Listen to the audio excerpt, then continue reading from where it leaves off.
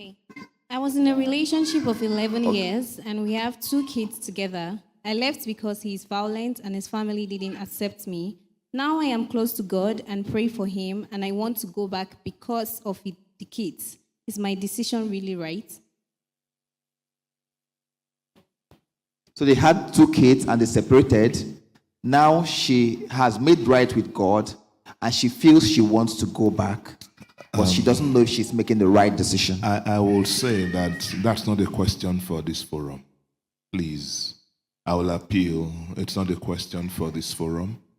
It's a question that requires further conversations, one-on-one conversation. So please ask that person to see her pastor, counselors. I told people, and I say it unapologetically, I'd rather have a couple break up than bury one as their pastor. I would rather have that. Unapologetically, I don't make apologies for that. So please, it's a very touchy subject. It's not let's take another question. Okay. If you guys So you want to mind. take yours, right? Okay. Can somebody give her a mic or just give?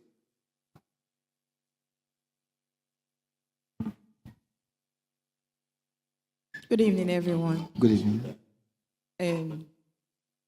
David, you were saying that concerning in-laws, that is not everything your in-laws talk about your wife, you tell her. For me, that's the question I want to ask, because there are sometimes your in-law might have a different view about your wife. Maybe she's from a particular tribe. Maybe they don't see those tribes as good people. And they are seeing you that you will be like your people. And if you don't go back to tell your wife or your person that you are in a relationship, now look at why my people don't like you, because they think that your people, they are behaving like this. For the wife or somebody that is coming in, she can work on herself and say, okay, let me prove them wrong, that it's not everybody. Or maybe when she comes to the house, she doesn't behave the way they want. For you telling your wife, she might adjust to how they want to see her, and that might help her. But you said it is not everything they talk. Maybe they say they don't like her, you will not tell her.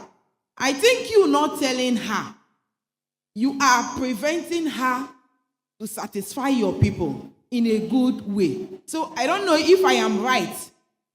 And another thing is depending on the person concerned. So to me, I think telling her somehow, if you know who you are involved with, helps her to work on herself. But I don't know if I'm right. I just want to clarify. I'll just call for them to put up Proverbs 17:9. Just speaking to what they said, so that we don't dance around it. I believe there are some questions that are a little more touchy than that. Proverbs 17:9, it says, he who conceals, Proverbs 17:9, he who conceals a matter promotes love. Whoever conceals an offense does what? Promotes love. It's on the screen. But whoever gossips separates friends. So why do you want to know what they said about you?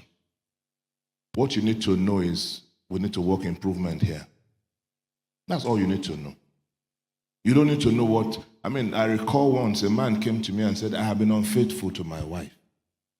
And I really feel cut to my heart. And I said, well, we need to go tell your wife. That's where we started from. That's the only way we can make sure this is broken. And we went together to his home. And he told his wife, you know the normal thing. And she said, you must tell me the person. So I said to him, okay, it's my wife. You want to know the person? Huh? Are you okay now? And she looked and said, Pastor, I said, it's my wife. And I said, why do you want to know the person? You don't need to know the person. He's just come to tell you, I've wronged you, I'm sorry. Why do you want to know who he wronged you with? What does it add outside of the fact that you now begin to get bile? When you see the person, just wish you would die.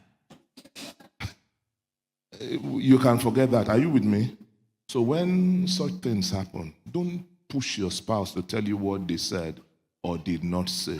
Your spouse says he is your greatest brand ambassador. Trust him that he has done the needful there. But if there are things you need to work on, he will guide you, and that's enough.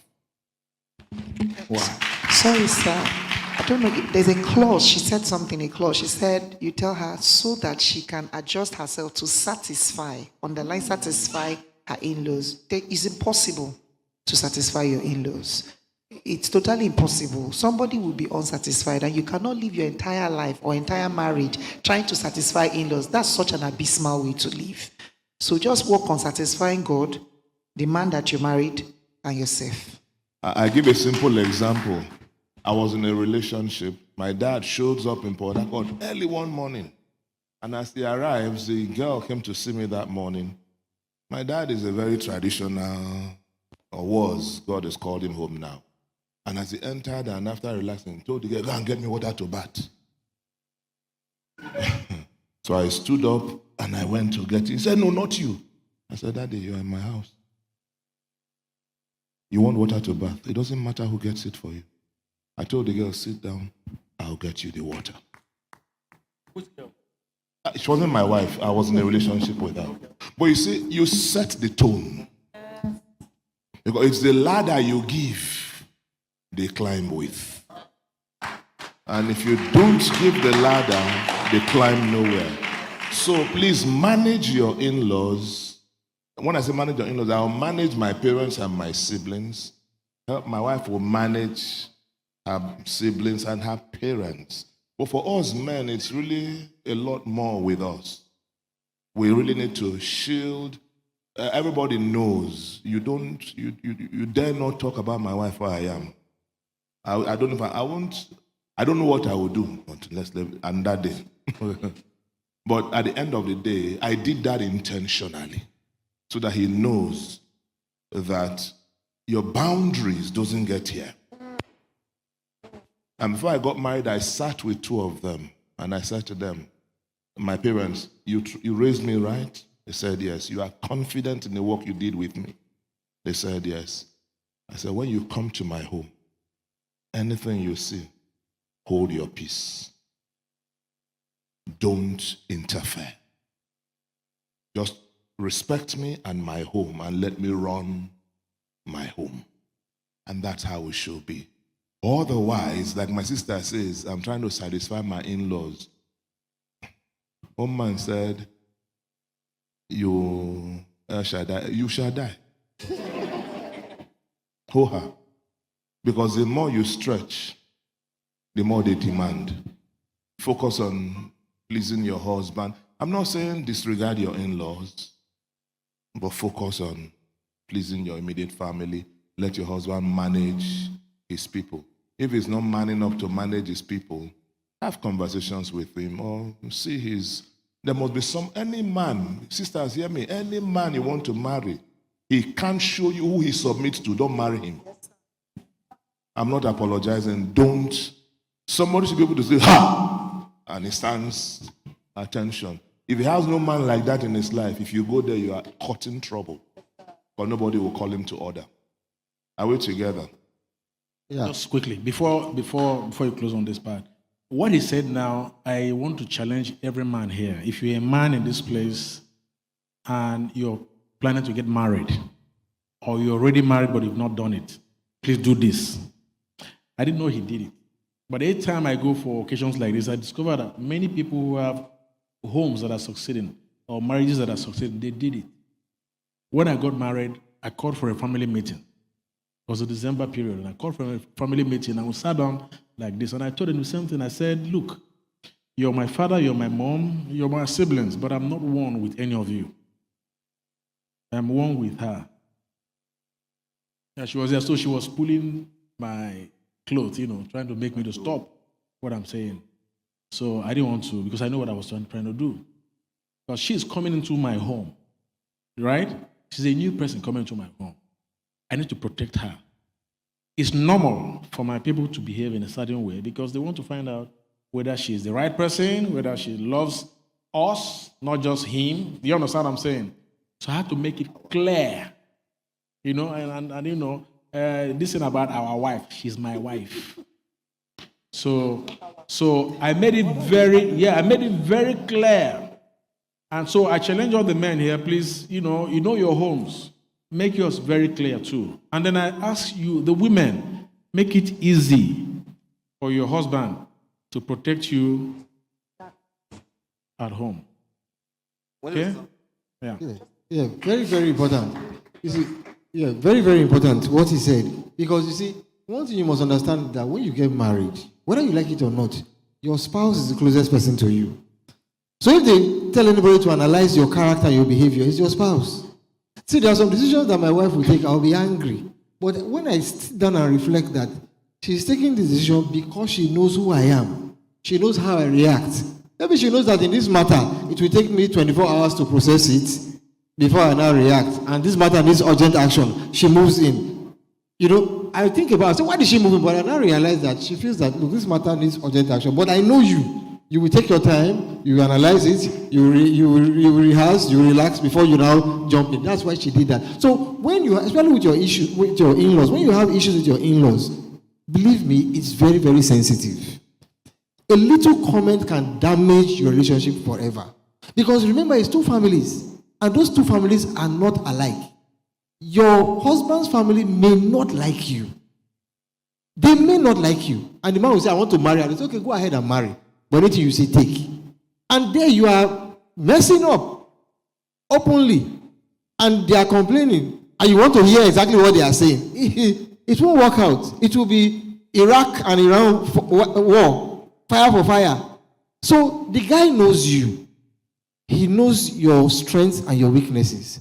And he knows where you are messing up. Like he said, the context in which he said, it's not as if he's going to leave you on your own. No. But he is going to manage that information in such a way that when that information is processed to you, it's going to be acceptable.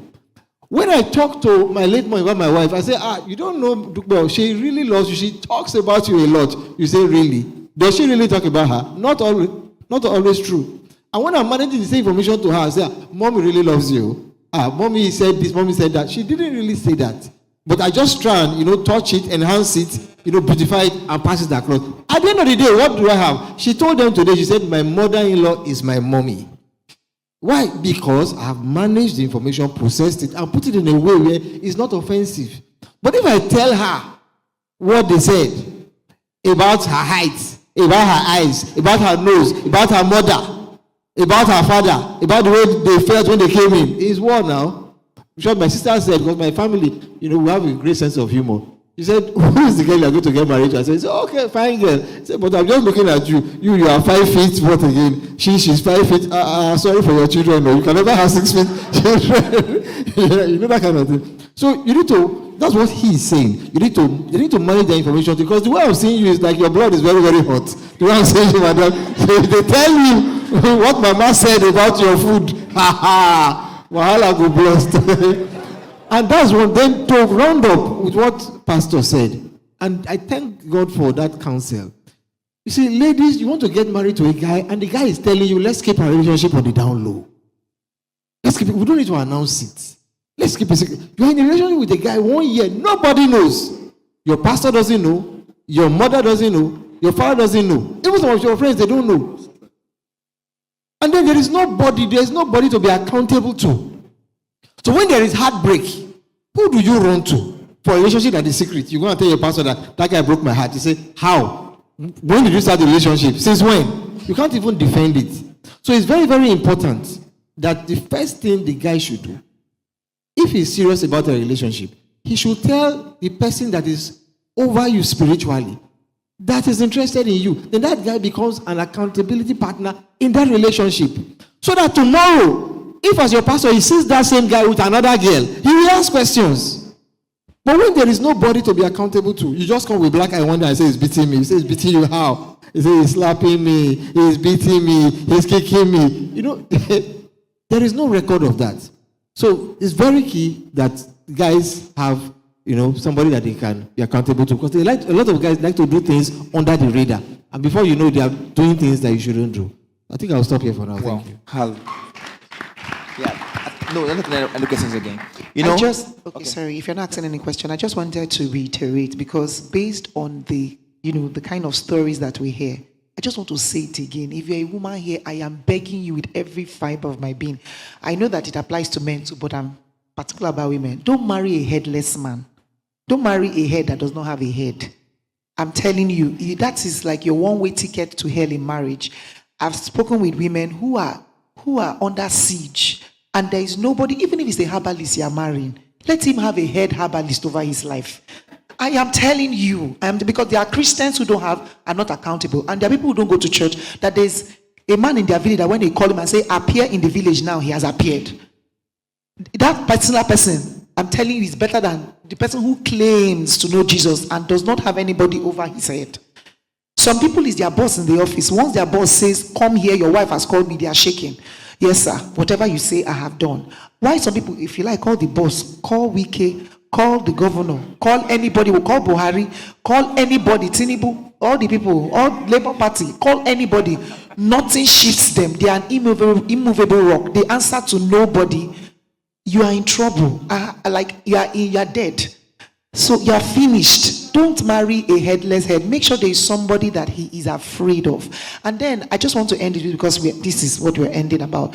When you are getting married, you see, marriage is interesting. When you enter marriage, there's some things you never envisaged that happen.